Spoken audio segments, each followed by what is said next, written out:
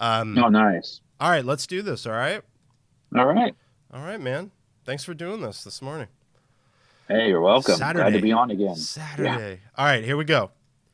Hey, everybody. Good morning. Good morning. It's Saturday, of course. If it's Saturday morning and you like Saturday morning cartoons as an older person, well, I'm your Saturday morning cartoon. Welcome to Cafe BTW, a morning gaming podcast. And I'm so happy and thrilled to have a returning guest who's joining me for a specific topic today, the state of retro, which is our volume 3, I believe. Right, Josh? Yeah, I think it's the third time we've done The this. Yep. third time, and you're kind of like my retro gaming market guy. I love talking about the market with you. What's up? Let's give it up for Josh, aka RetroDad on TikTok. What's going on, man? Good morning. Hey, good morning, everyone. Thanks for coming out. Yeah, and shout out to everyone that's shown up for the live, and also hello on VOD as well. Josh, how's it been, man? It's been a minute since we've had a chance to chat. How are you doing personally? How's things? I'm doing pretty good. Just been busy working on videos, working, trying to game when I can. What I've are you been playing playing? Elden Ring. What do you play? Elden Ring. I've been playing Elden Ring. I didn't know it was a Souls game. I love Demon Souls, and I was like, I should have paid attention to who the producers were and the developers. But then I got it, like, oh, it is a Souls game, and yeah, and I was like, okay, I got to take this game differently than I would like another RPG. But I've been enjoying it. Just right, I can only do a little gaming little here and there because of how my schedule is. But I've been trying. So me, I have decided to postpone my purchase of Elden Ring for the holiday season when it will probably be Ooh. $30 and half off. And I just don't have the time to play a Souls game right now. I don't want to deal with the stress, first of all, number one. Oh yeah. Oh yeah. Um, Number two, I need more time. So what I usually do with this type of game, I feel like this is the type of game that's perfect to wait to buy during the season when the price is cut down. I bet you it's going to be about $30 on the holiday sales. So I'm going to be Yeah. planning on waiting till then. But what I'm playing lately, Josh, is I'm playing the DLC for Fallout New Vegas because I never actually played any of the DLC from Fallout New Vegas, and that's one of my favorite games of all time, Fallout New Vegas. So I've been enjoying kind of like going through like all the DLC for that. I was actually playing it last night, and that's kind of like where I've been. But I've also been playing a lot of NES. Oh nice. Yeah, but Josh, I always do this with guests, and I ask to share a little connection to your childhood and video games. And I've probably asked you this question twice. I'm coming to you for a third time. Is there any Okay. cool antidote you could share about growing up, and how does that connect you back to being such a, obviously you have a great collection. I see it in the background.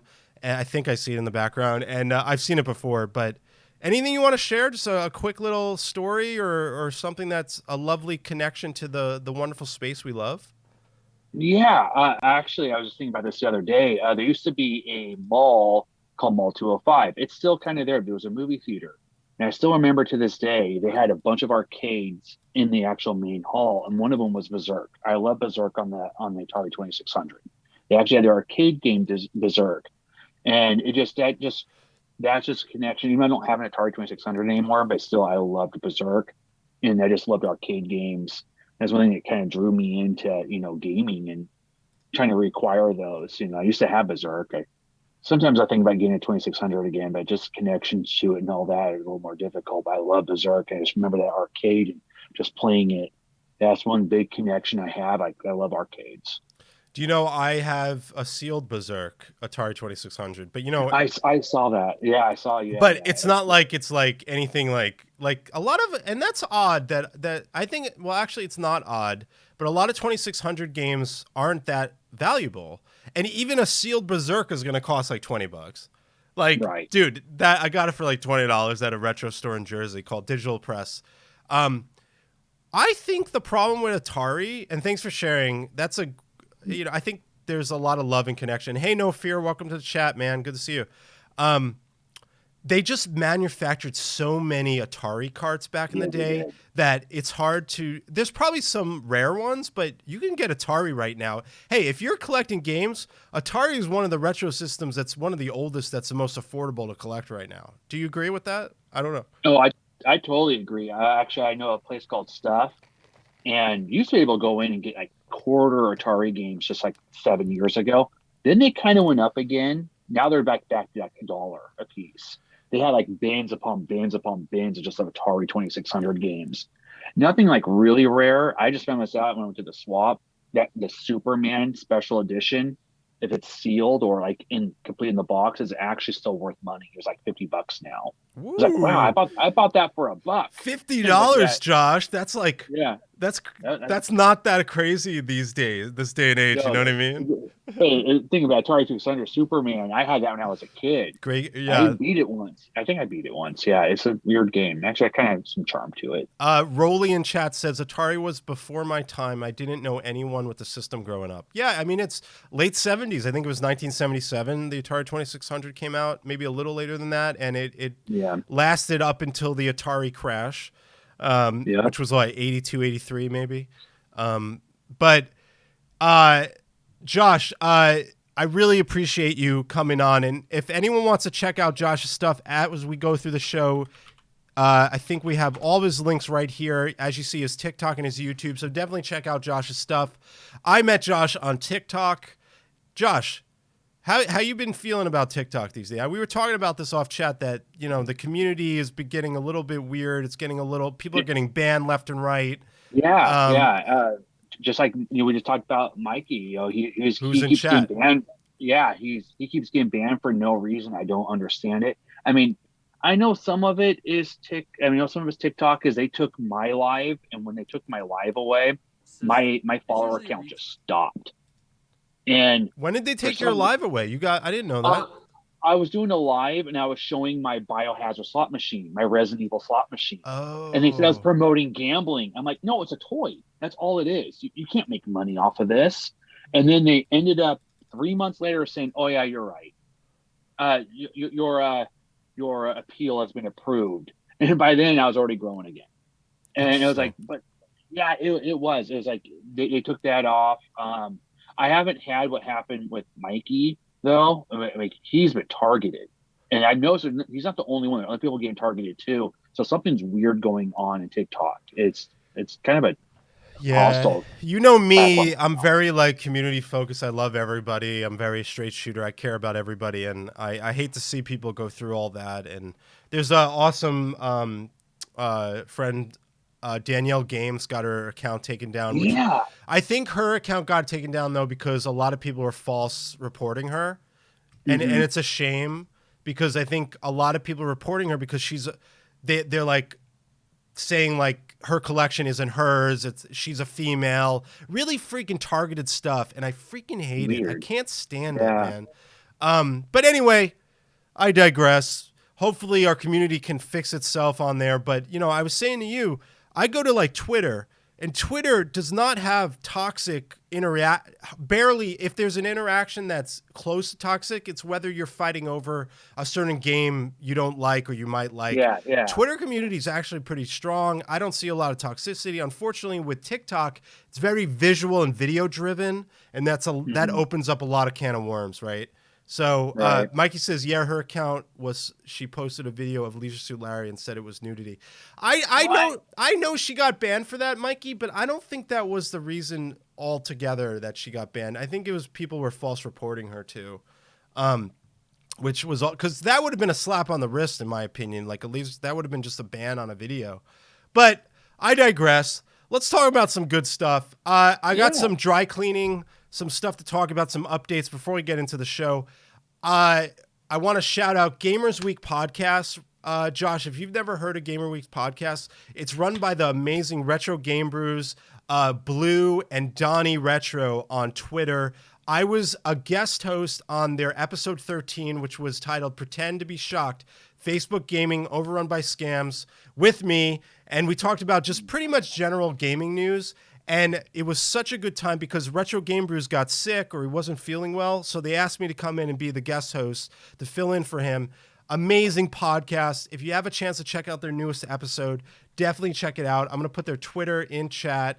I am in this episode and we talk about Facebook gaming. We talk about the new Nintendo Land coming in Hollywood, Universal Studios Hollywood and Super Nintendo Land. We talked about Facebook gaming and how it's kind of fallen off the cliff as a streaming platform for gamers. Really great podcast. And then on top of that, I was on another podcast with Kane. who runs Gaming Memories, which I don't know if you ever heard of this guy. He's on TikTok as well. But Cade is an awesome dude. Shout out to Cade. He likes to call himself the Holy Triforce of gaming gods, Miyamoto the Father, Kojima the Son, and Carmack the Holy Ghost is what he says, because he's a big supporter of the market. So please check out Cade and his podcast. I did a little breakthrough with him. Really great guy. I was on 2 podcasts in 1 week, Josh. It was pretty intense. Busy. But, it's not just about me having people on my show. I want to be able to support other shows, so please check out Gamers Week podcast and Gaming Memories podcast if you have a chance. I put them in chat, and we will put them in the show notes when I get this up on VOD.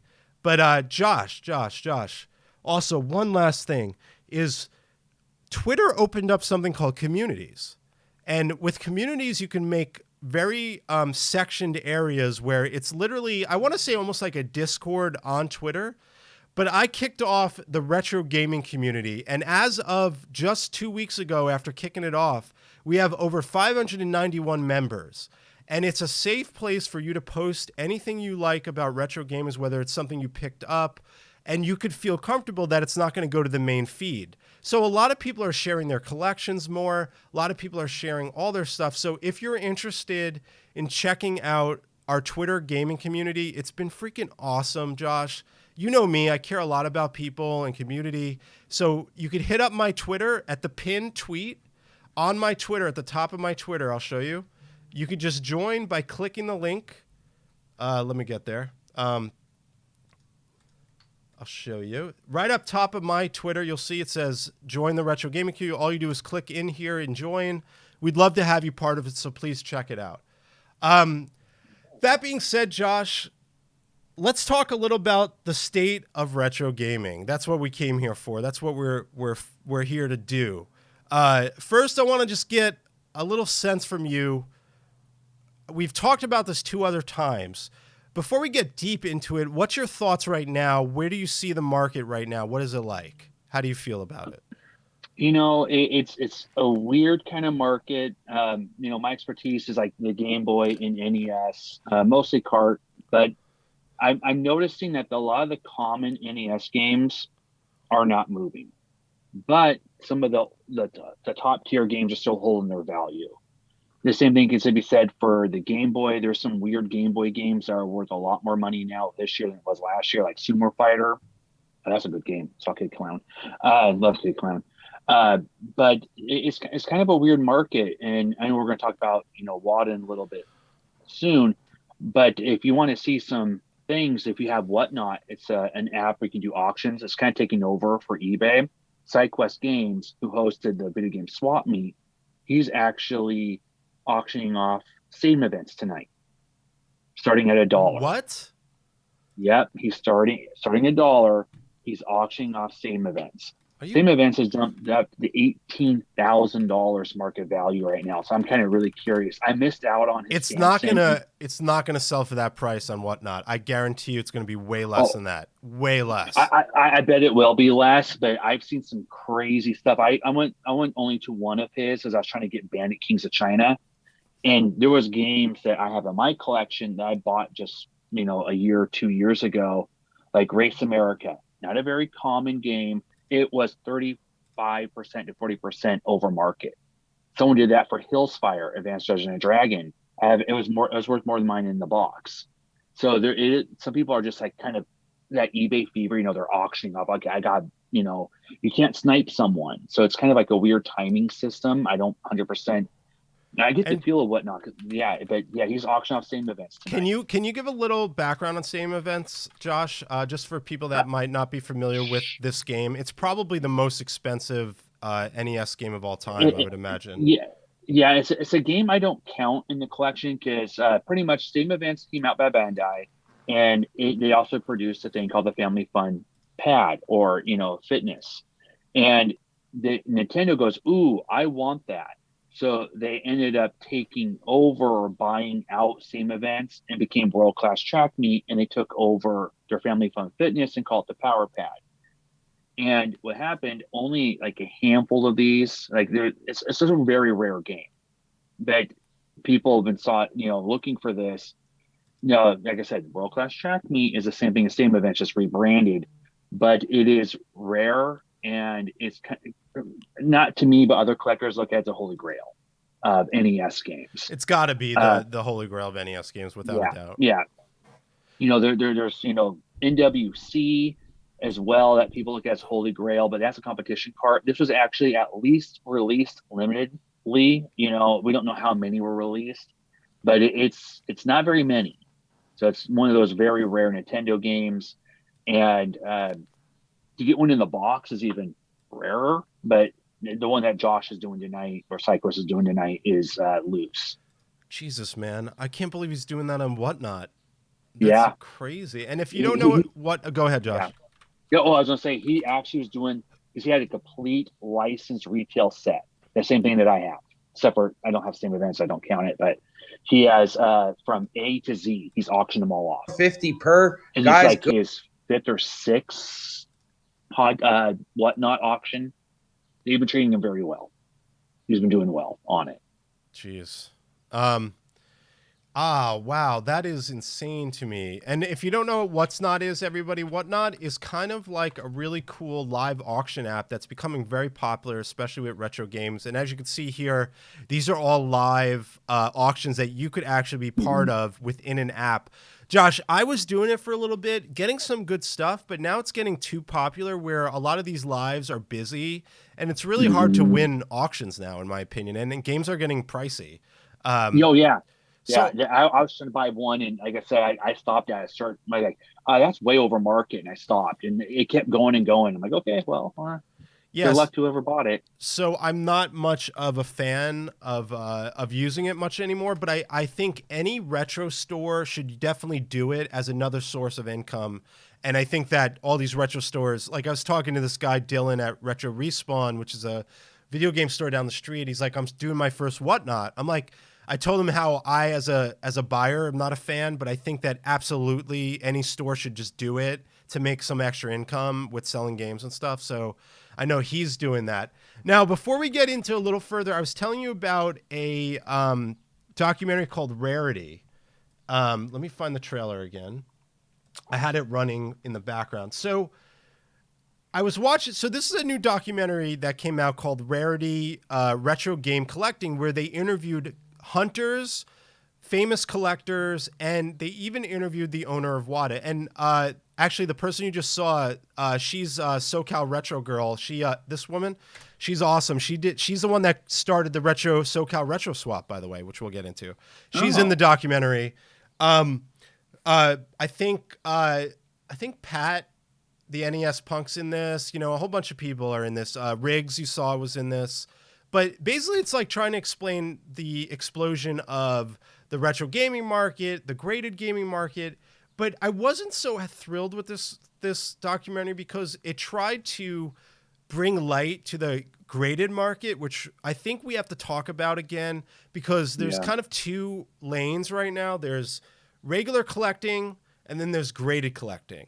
But what it really pissed me off in this documentary, and I hate to say it, I'm saying it on this thing, is that I didn't so much like it because they were trying to bring a positive light to this whole, and there he is, Deniz Khan, the owner of WADA.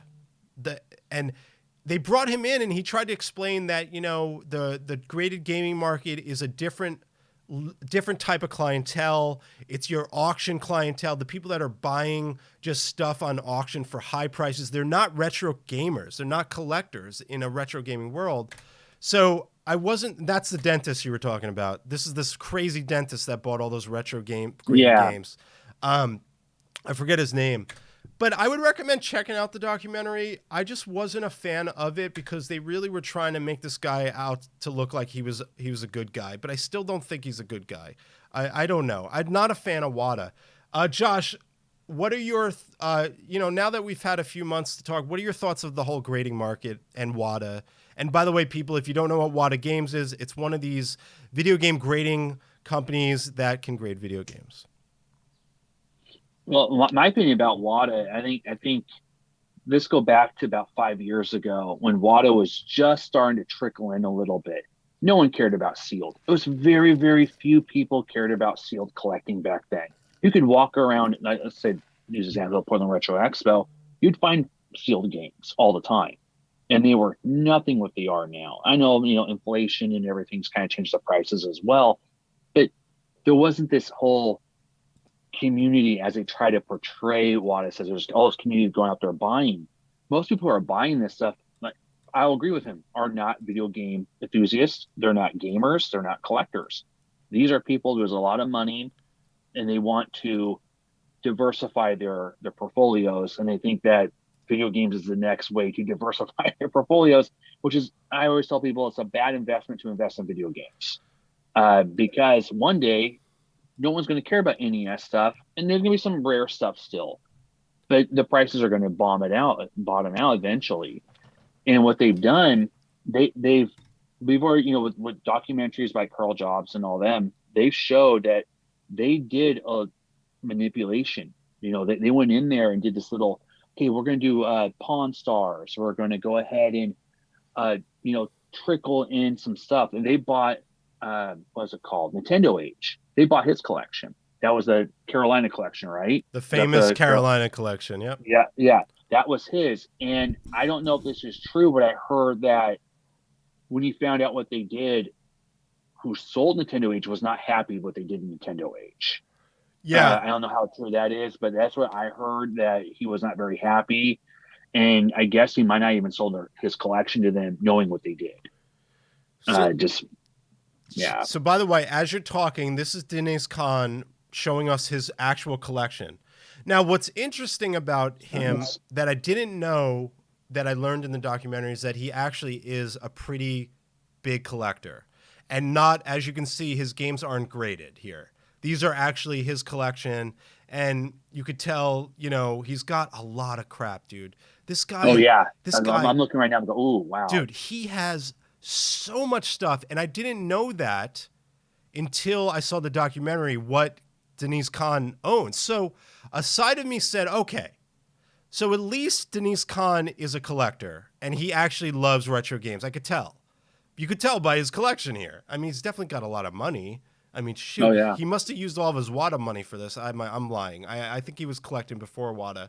But, dude, he has a story, by the way, which was in the documentary, I will say was really cool. Speaking of stadium events, as a kid, he was only like 12 or 13, and he was collecting games, and they went to like a garage sale or something, and in a box of games, he found a copy of Stadium Events when he was a kid. And there's a video of him and his parents looking at it, and he's like, do you guys know what I got here? Do you know what I have? And that was back like 10 years ago. And I think it was still a game that was sought after. So he has a Stadium Events, and dude, his collection's insane. So a part of me says, okay, Deniz Khan, you're doing this graded market thing, but at least he honestly is a true collector at heart. But damn, dude, his collection is insane. Like, he's got it all. From complete in box Nintendo, I think there's a Stadium Events. He's holding it up right in front of you right now. There it is. I have a Stadium Events. You want me to go grab it? No, I'm just kidding. Yeah. I wish I did. Well, I do. It's called a repro. I bought it as a joke. Yeah, I bought it as a joke. It's like, all right, same events. I was gonna do a whole video on it, and I decided not to. I ended up working on another video, but because it was a repro. It's like, all right, same events. The thing is that I'm looking at his collection. He has a lot of repeat games too, though. Yeah, I saw that. Yeah. So I'm curious, how much of it was he collecting before? How much, as a kid? I mean, because he's younger than me, obviously. Apparently, he's been collecting since he was a kid. Apparently. Yeah, because if he knew what Stadium Events was as a kid, then he's definitely younger. Because he's definitely younger. Yeah, I didn't know about Stadium Events until like the later 2000s. I feel like we're from the same generation. I mean, I'm 40, Josh. I'm 40. All right, so we are exactly in the same generation, right? We both Grew up in the same generation. Oh wow, I didn't realize we're in the same. Oh wow, he got some rare Game Boy Dude, stuff there too. That's crazy. this guy is insane. Like, I wish I could go in his basement. I gotta admit, his collection is insane. Like, I gotta admit, So this was a side of him we didn't talk about when we did our other episode because it was going through the Wada scandal. Joe, what's his name? Jopes? Carl Jobs. Yeah, I've always I butcher his last name all the time. Sorry, Carl. Carl. That's I think Carl didn't really represent him and explain that he actually was a retro collector in his video. I don't think people knew how. So that's what that documentary did. Is it kind of showed you that, okay, yes, he owns this graded market thing and he started all these graded games, but he also collects stuff. Moving on, before we get into the cool swap meets we went to, Josh, let's look at some auction games and how much they went for recently. Okay. Yeah, let's do it. Well, we got a Tomb Raider for the PlayStation sealed at a 9.4 grade that sold for $312,000. Next, yes, there was 403 bidders, man. 403 bidders. Tomb Raider. Yes, Tomb Raider. Now, here's the really screwy one. Madden passed away. Rest in peace, John Madden. You were a legend. And not only that, he was a great legend for video game sport games. Yeah. How much do you think this Madden sold for? I'm afraid to find out. Take a guess. I'm going to say, I'm hoping just 100.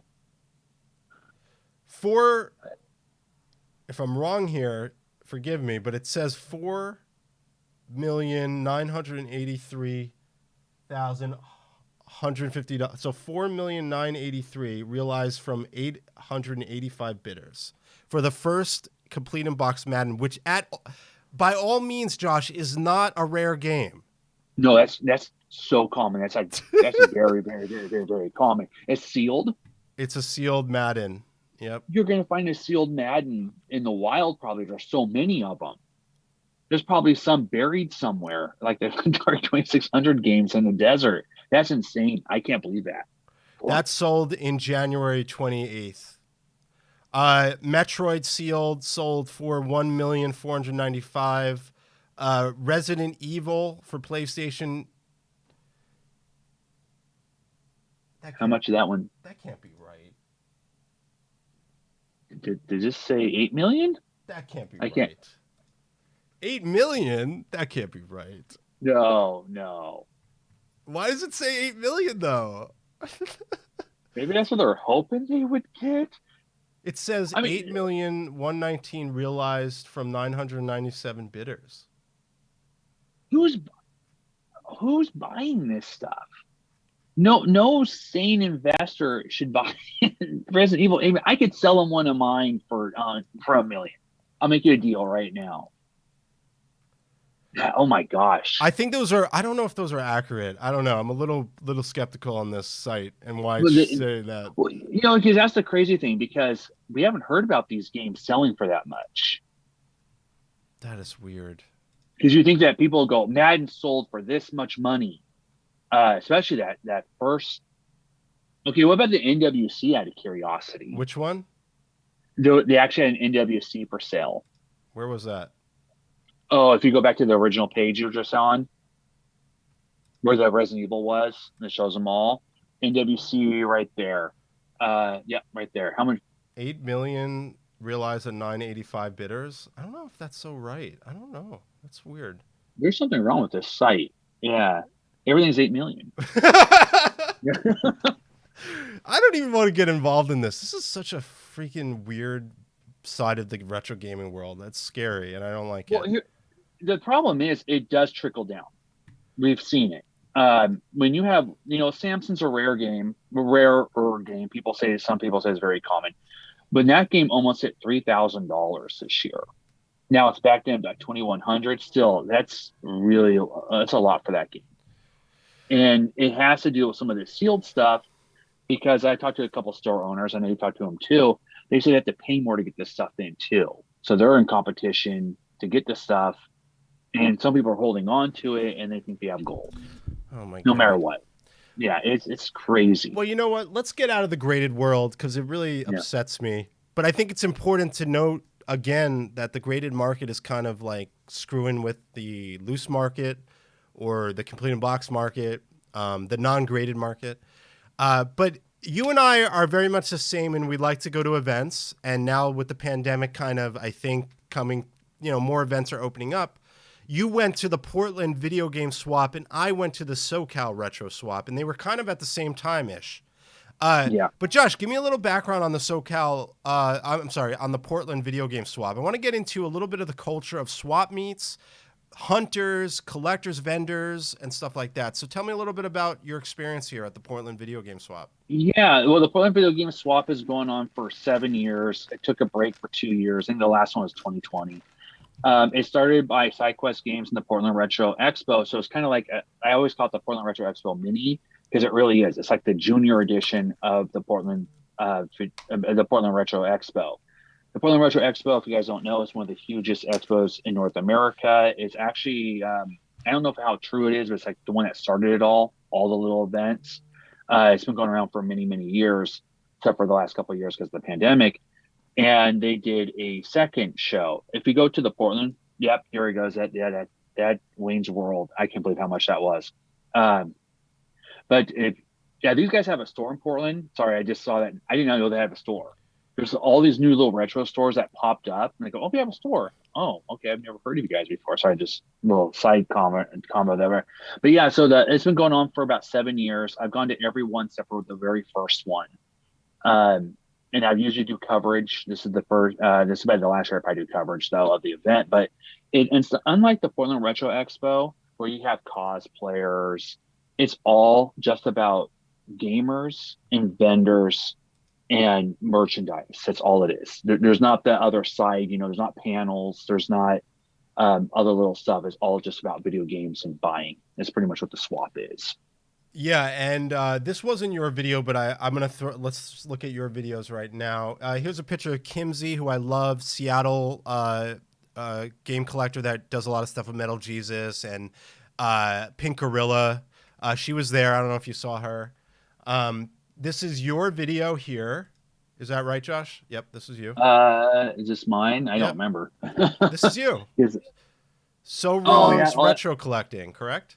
Oh, yes, but I don't have my main video. This is the past years. Oh, this is last year's. Okay, right. Yeah, this is the last one we had. It has a little bit of combo. I just talked about it. But you did do a video on your pickups, which you got a Virtual Boy. Is that right?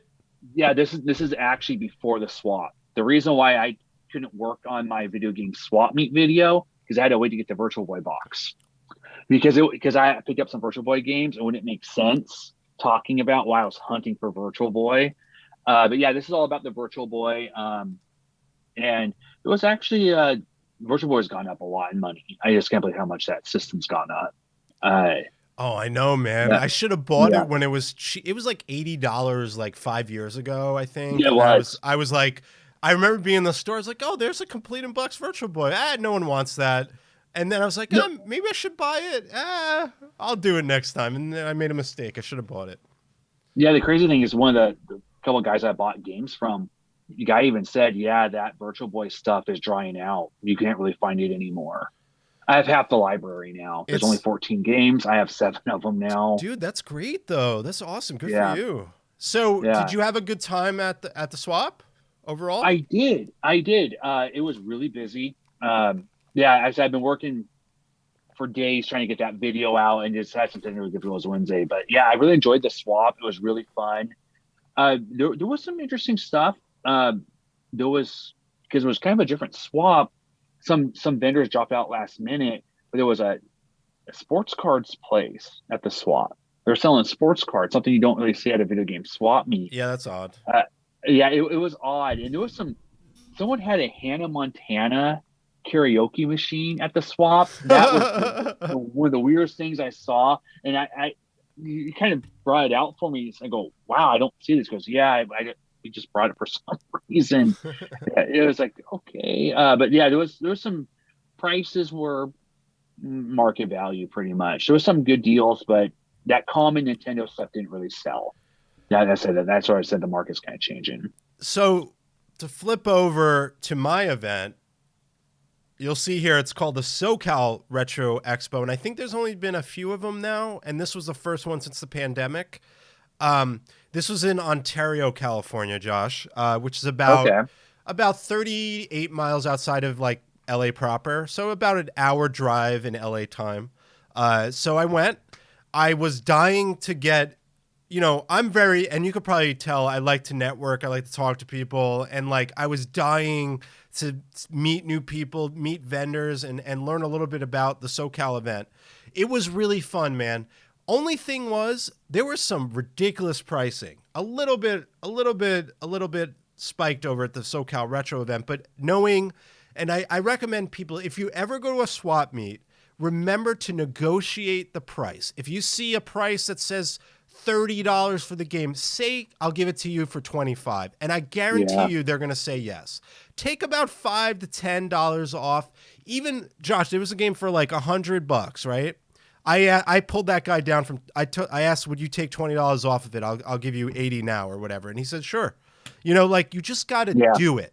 Don't be shy. They're expecting you to negotiate. Do not pay the top dollar prices all the time.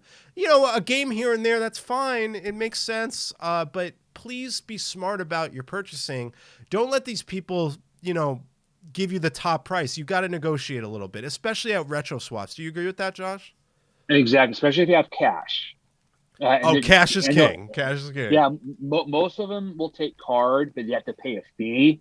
Because my example, I got Garius for the Sega Genesis, and I got a couple of games on top of it for free. He wanted 85. I go, I'll give it to you for 70 cash. And cash, yeah. So I got a couple of games for free on top of that, and he took like $15 off. Because they don't want to take that stuff home. They're at the show to sell. So yeah, negotiate definitely. Yeah, negotiate. Don't be paying those top dollar prices when you can negotiate, especially at a retro swap. Remember that. Don't be afraid. Yeah. They're not gonna bite because you ask them to take $5 to $10 off the game. They're not at all. But don't go expecting to go, I'll give you $50 for a $100 game. No. Most vendors will not do that. I've been there when someone's tried to do that before, and it was hilarious. Yeah. The guy goes, no. But 51? No. I was like, no, I'm not going to take that. Like, that was years ago, though, and you tell the guy was very new coming into a swap, or I think it was at the Portland Retro Expo, actually. You could tell he was new. He didn't know how to negotiate. He was trying to go out there like a garage sale. It's not a garage sale. These vendors know what they have. But they'll definitely take like 10% off, 50% off sometimes. Sometimes 25. I've seen that before too. Yeah, and Josh, I was doing a TikTok live from SoCal Retro, so I was able to interview a bunch of the vendors. This guy here is Romeo, who runs the LA video game shop in Los Angeles. Now, what's really cool about his place, Josh, is it's kind of like a mini Frankensons. And if you know what Frankensons is, it's like where you go into his shop and he has cabinets all across the wall, but each cabinet is owned by a different vendor. So when you go into his shop, you could scan a QR code on the cabinet to pay that vendor. It's a really, I'm going to let him talk. Okay. I know you might not hear this, but I'll explain what he says after. But that's essentially what he says here. So I'm going to play this for everybody. Game store you've ever been to, and what makes it so different is that inside the store, we actually rent out cabinets to individuals to sell their collections or personal items. So when you walk in, you don't actually have to pay store prices. You can actually pay vendor prices that are even cheaper than the retail value of what they go for. So what he says is that you come into his store and you pay vendor prices because you're not going into his store to buy games like you would any retro video game store. You're going into his store to check out other vendors' cabinets. So what do you think of that, Josh? I actually think it's a really cool idea, and he opened it up a year ago. I like that idea. That's actually really nice. It kind of reminds me of some of these, where I live, there's a vendor mall that kind of does something similar, but not with retro games or video games generally. That's really cool. I wish I could go there. I wish we had something like that here. This is the awesome owner at what we call Game Realms here in LA. They've been around since 2014, 2015, and she holds mini retro swaps here in LA. You might have seen a video or two of mine where she does like these mini swaps outside of her store. And it's really cool. Like she has about like 10 vendors come, and it's like a mini one. Then Oh yeah, I picked up Mega Man 1 finally. Got that in my collection. Nice. How much was that going for? So the guy wanted like 120, and I'm like, nah, man, I'll give you Whoa. 90 for it, and he said, yeah, that's fine. So That's about right. it's about right. 120 is way too high. Way too high. So I negotiated him back. These are the Game Quip guys. These guys are really funny. They're hunters, but they're all death metal fans. So the whole group of guys, and what they say is they're the intersection of death metal meets retro game collecting. They are awesome, by the way, and they're here in LA. They're at all the LA swap meets, and you'll see they're all like your typical like death metal guys wearing black, long hair. You know, they're all the same. It's really funny. Love these guys, by the way. Shout out to them.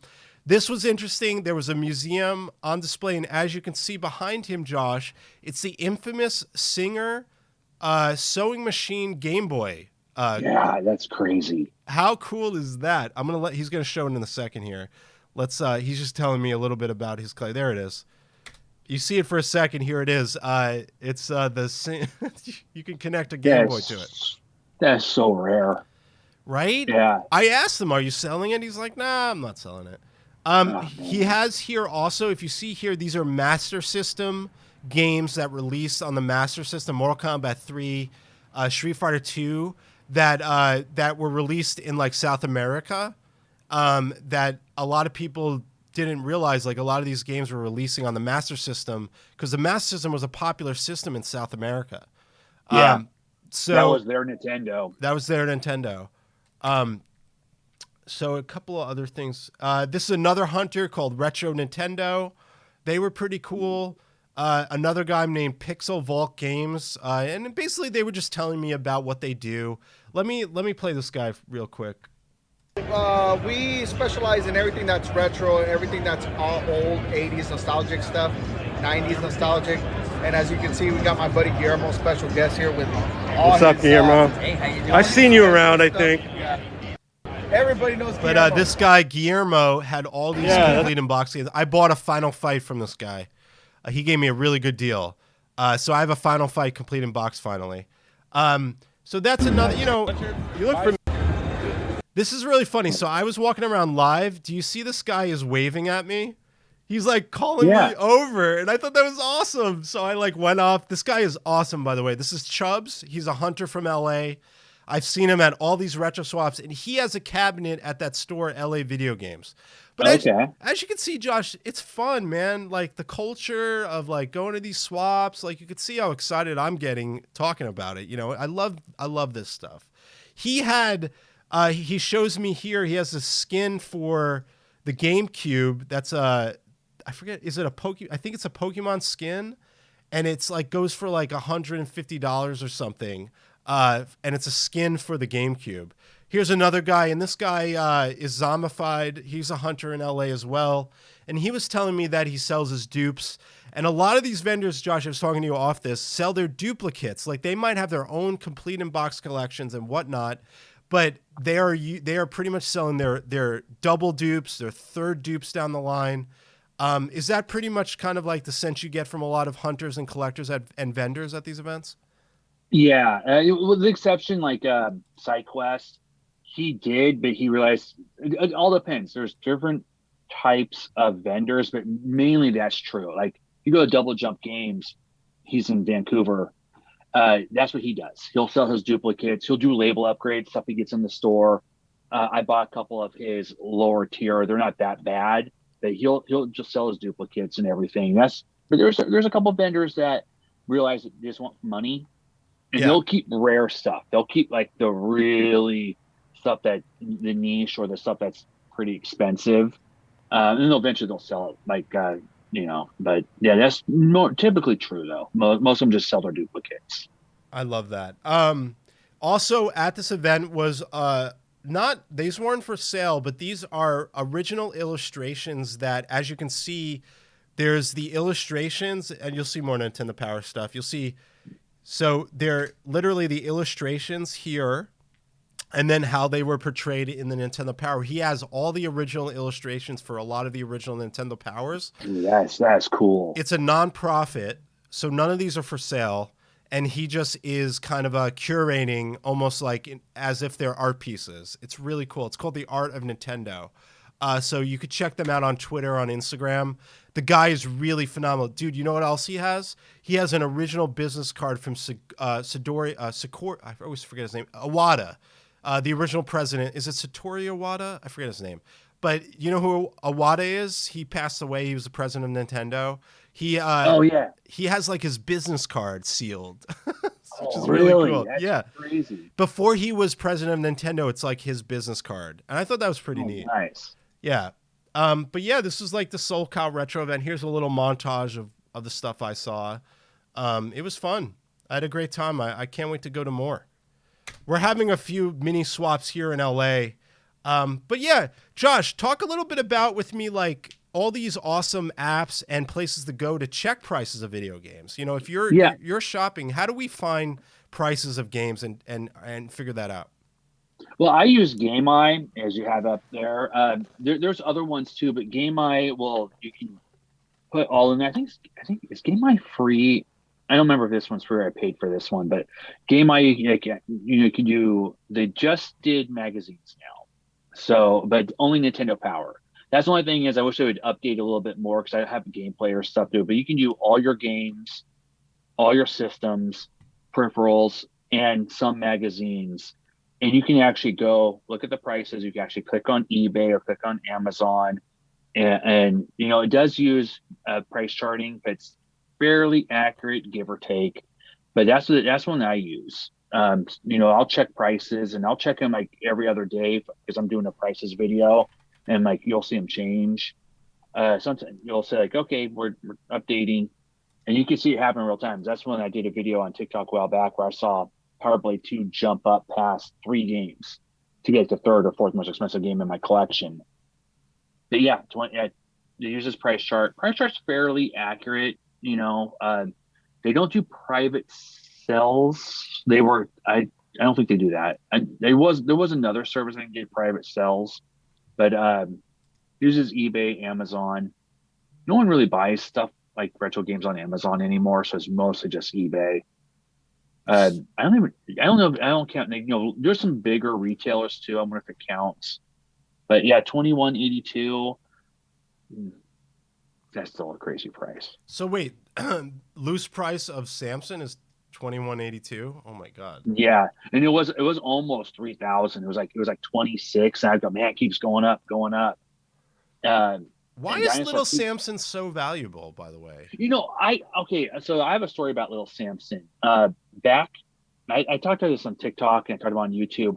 Before I got Little Samson, I got Bubble Bobble 2. I'll take you back to like 2011, 2012. Which is a valuable game itself.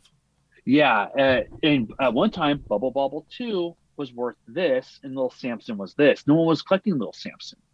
So I bought a bunch of Nintendo Powers and some game manuals, and one of them in that lot was Bubble Bobble 2. I didn't have Bubble Bobble 2 at the time. Like, now I gotta get the game. And Bubble Bobble 2 was 200. Samson was 100. Wow. And then okay, I bought Bubble Bobble 2, and I had Samson on my list, and I was like, I'll get Samson later. So I bought Bubble Bobble 2. And literally like a year later, it jumped past Little Bubble Bobble 2. Little Samson just kept going up, up, up, up. I remember when it was $500 and Bubble Bobble 2 is still 200. They went to 1,000 and Bubble Bobble 2 stayed at 400 or 383. And now I think Bubble Bobble 2 is 400 something and Little Samson's 2182. Bubble Bobble 2 has really dropped in value. But at one time, Bubble Bobble 2 is worth more than Samson. You can get it loose for $433 now. For Bubble Bobble 2, yeah. And then complete is $982. Oh my god, man. Yeah, it's still a lot. And the manual is like worth a couple $100 on its own. What is going on? Like, how do we even explain the market anymore? I mean, it's so crazy. I don't know. Like, you know, Samson's like a trophy piece, in my opinion. Samson's a great game, though. There's one guy on TikTok. He had that as a kid. He's the only guy I know who had it as a kid. Everyone else did not know about Samson until later. But I don't get why Samson became, a trophy piece. There was one guy at the Portland Retro Expo, people used to make fun of. He'd walk around with 6 little Samsons, like as clout. And I didn't have Samsung at the time, so I was like, "Oh man, I want Samsung so bad." And it was like $600 or something. You have it, right? I have Samsung. Yeah, I said I almost have a licensed set. I'm only missing 5 games. Holy crap, dude! That is so cool. Yeah, I have Samsung. I have Dino Peak. I have all the biggies, all the heavies. That's awesome. Except for Same Adventure. When are you gonna go buy a new house then? What's going on? You gonna buy your? Oh no, Just kidding. that's why I bought the house. No, I could. I mean, my NES collection is worth quite a bit, but of course, relative. Like I don't plan on selling. If I was going to sell something, I wouldn't get rid of everything. No, totally. And look, that's another thing about retro collecting is like, I don't sell anything.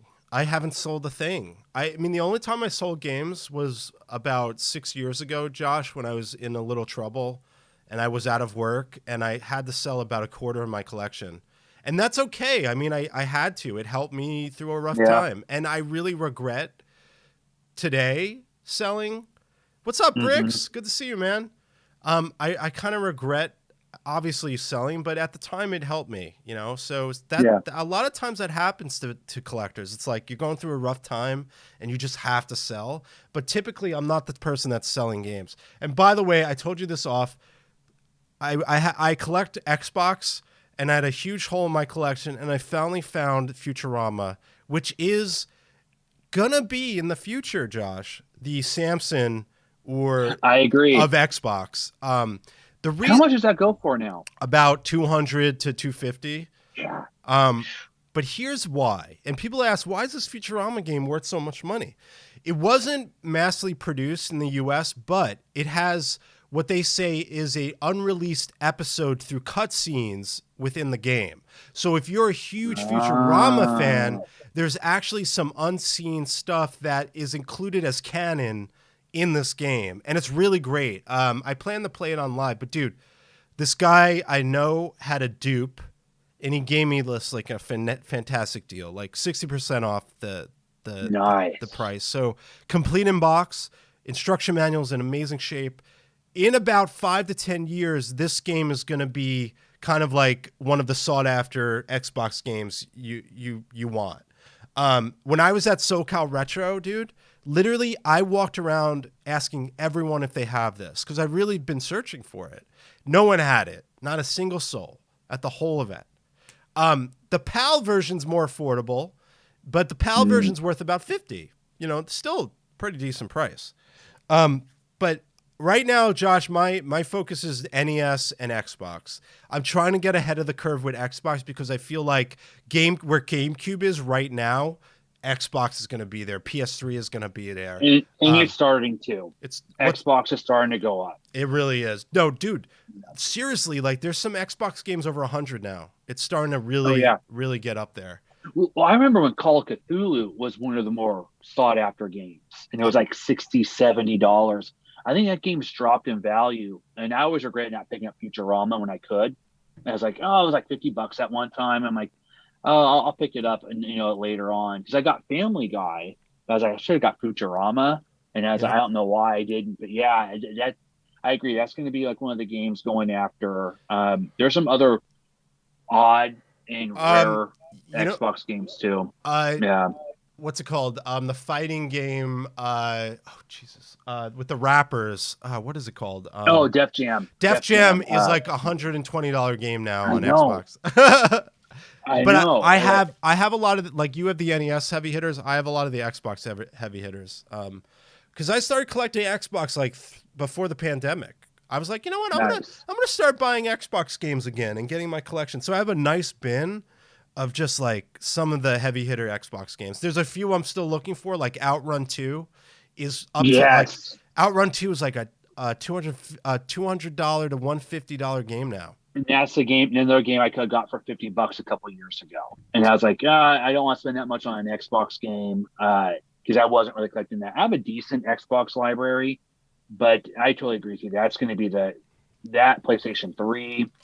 PlayStation 2 is already there.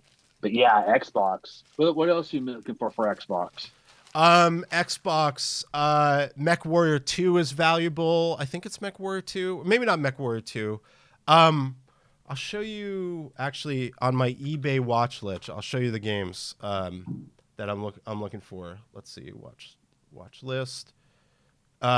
So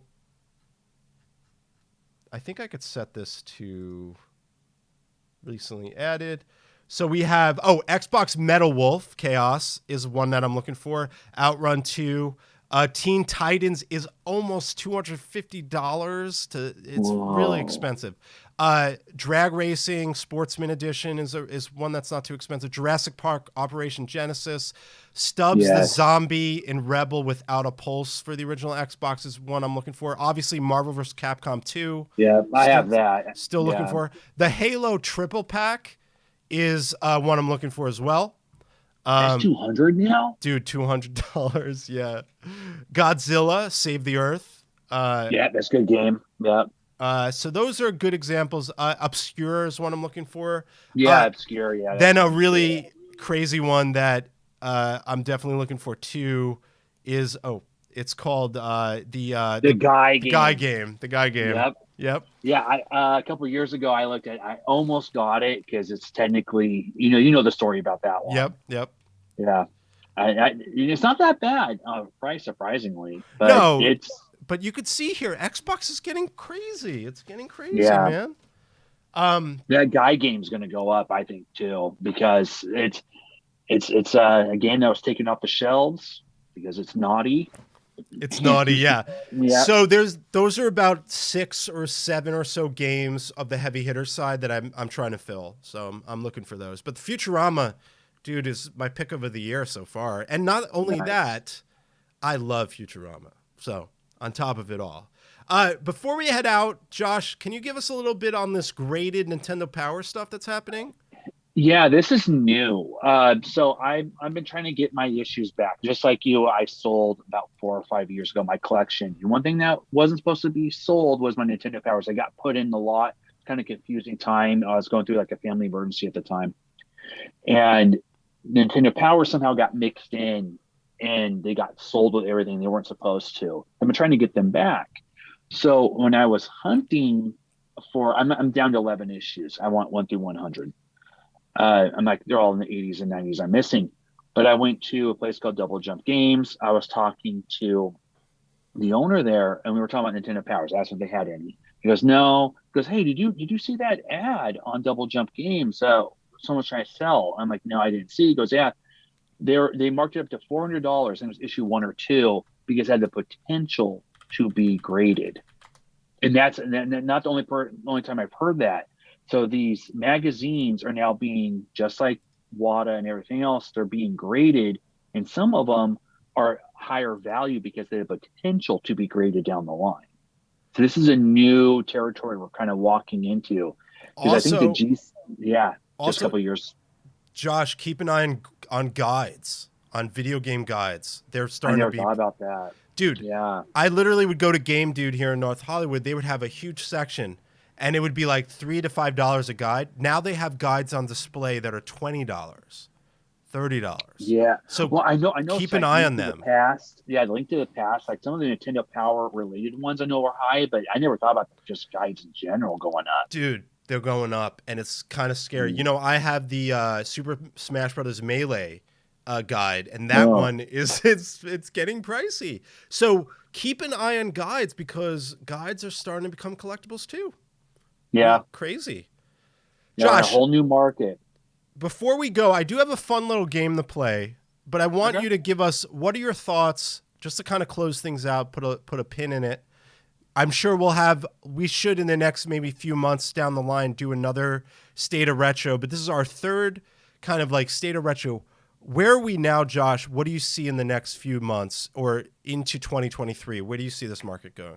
I see, hopefully, as more events start happening, we'll see the prices go down, because I think that's one thing. The events, I think with the swaps and the other events across the country, I'm hoping to see the prices drop.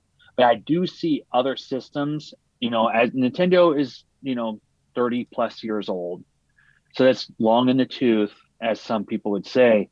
But we're going to see, like you said, Xbox, PlayStation 3, 360, as those become retro, more and more retro, those prices are going to go up. But I do see, hopefully, with more swaps happening, that prices will drop. Hopefully, but all depends how that sealed market goes. Yeah. That sealed market's going to affect everything. Depending, if a Madden really gets sold for $8 million, we're in trouble. That shouldn't have been sold even for $10. Well, what's interesting, since Madden passed away, people are looking at Madden games now. I know it's crazy. They're so common. They're so common. There's so many. They're starting to look. So, Josh, do you see this thing on the screen here? This is this is actually, so this is the first time I've ever shown this. So I am working with two partners. One's a developer and one's an artist. And we are developing a side-scrolling animation-centric game that we're trying to get funding for. But I have created an API game, kind of like an interactive game, and I want to give a game away, but I don't know if we're going to have enough people to join, but let's just have a little fun here. So if you want to join the game, all you have to do is put !join in chat, and you'll see that it should spit out a cupcake. So everyone in chat put !join, and you should become a cupcake. And if you're, I know we have 10 people, but if you're lurking, come on in and join and try this out. So basically the idea of this is, it's a last man standing. Molly, who is the baker right there, she is going to jump on you and destroy you and kill you. And the idea is just that. It's just like, who's the last man standing? I know we only have 3 people in, but if you're in chat, you're lurking, do !join. I see, we got No Fear in there. Awesome. And you'll see, Josh, you're a cupcake on the bottom there. You see that? I see that. Yeah. Oh, someone just got spit out. So if there's anyone else in chat, we only got 4 people, but we'll go with that if we have to. But just wanted to kind of mess with this. It's kind of like what we're doing is we're building an API application that would go along with the game as well. But this is the first time I've ever shown, hey, Jan, why don't you put !join then, so that you could join in as a cupcake. Everyone in chat, if you're still lurking, whatever, I'm not calling you out. I just want you to say !join and be a cupcake just like these 4 others are. But anyway, if we're not, we're just going to do it. So long and the short of it, folks, yes, nice, Jan, you're in. So Cake Boss, who just spit you out, he's going to be our first level boss in this game. And Muffin Tour Legacy is a game about a protagonist that's a baker that's trying to defend the world from the evil Bear Claw King, who Bear Claw, if you ever had one, yes, Biff, yes, we have cupcakes, more cupcakes. So just your thought, Josh, I want to hear, what do you think of the design of this game? What is your thought? Like, it's a very retro-centric game, but I just want some thoughts here before we kick this off. Yeah, I think it looks cutesy. I like that. I like the Cake Boss kind of looking around and everything. Yeah, I like the design. Definitely a throwback. Yep. Yeah, great animation of the eyes looking around and everything. Yeah. And this is just like an example of some assets we have, and we're putting into an API application. We're really excited about it, and we're going to be building 3 different levels to this. But why don't we kick off and have Molly start killing muffins, and let's see who's the last man standing, or the last cupcake standing. Are you ready? All right, let's do it. Are you ready? Do we have time to request a childhood story or next time? You do at the end, but we're running out of time. So why don't we let Molly destroy everyone? So here comes Molly. She's going to start jumping on everyone. Let's see who she kills first. Oh. We only got, looks like Bricks and No Fear left. Who's going to be the winner? And it looks like No Fear. Congratulations, No Fear. You are the winner of the first ever Muffin Tour Legacy. We got No Fear in first. We got we got Bricks in second. No Fear lasted 14 seconds, and Brick lasted 13 seconds. And RetroDad, you lasted 8, with Biff lasting 7. I only lasted 6, and Jan lasted 5. Obviously, if we had more people, it would last a little longer. But thank you so much for playing Muffin Tour Legacy, the API game. And Jan, No Fear, I will give you a game. I hope people liked it. We're going to be doing this a lot more on my show. And Biff, if you want to end the show with a childhood story, that's up to you to redeem it before we get out of here. and start our weekend. But Josh, did you? Thanks for humoring me and playing that with us. That was cool. And thanks everyone that joined. Thanks everyone that joined. Biff, do you want to take that out or what? Or we're up? He redeemed it. A childhood story. All right. So Biff redeemed channel points, and when you redeem 10,000 channel points, I have to tell a childhood story. Okay. So let me think of one. Oh my God, you're putting me on the spot. Childhood story. Okay, I'll tell you a really funny one. It has to do with video games and shit. So let's talk about that before I go. So the story is, I was being potty trained when I was a very young lad, and my dad, we were going to Disney World at the time, and it was back in the day. And I don't know if you've ever been to Disney World back in the day. They had an arcade on Main Street, Josh, a real arcade, like a true arcade at Disneyland, Disney World.